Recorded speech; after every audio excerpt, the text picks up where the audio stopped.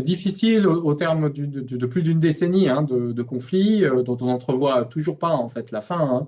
Et je dis que c'est un conflit qui est enlisé, d'avoir un discours qui serait optimiste. D'une part parce que eh bien, les destructions sont très importantes, les infrastructures, routes, ponts, ont été détruites très largement pendant des bombardements ou des affrontements.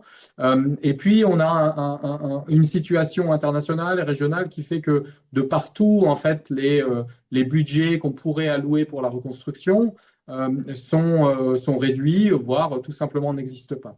Il reste que, eh bien, les Yéménites ont une capacité de résistance, d'invention qui est particulière et un attachement aussi à leur pays, qui est un pays, même si on parle beaucoup de la guerre et de ses traces, est caractérisé par une extrême beauté, un attachement à la fois au paysage, à l'architecture, et puis à un certain nombre de spécificités.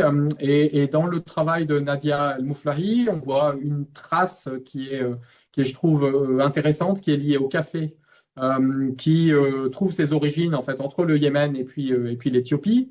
La ville de Mocha est connue parce que c'était le port d'exportation du café et qui a donné ensuite le café Mocha qu'on connaît toutes et tous. Et donc cet attachement-là fait qu'il y a un certain nombre de ressorts.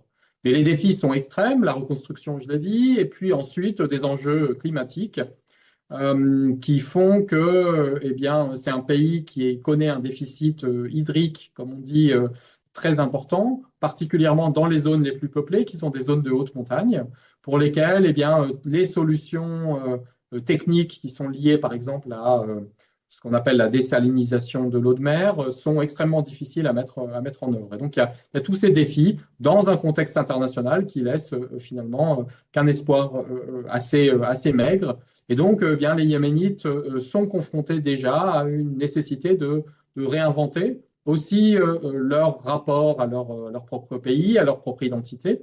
Et cette réinvention, elle passe aussi parfois par cette idée d'une fragmentation du Yémen, tant et si bien que, eh bien, à la sortie de la guerre, il est finalement peu probable que les institutions d'un État qui serait unifié perdurent.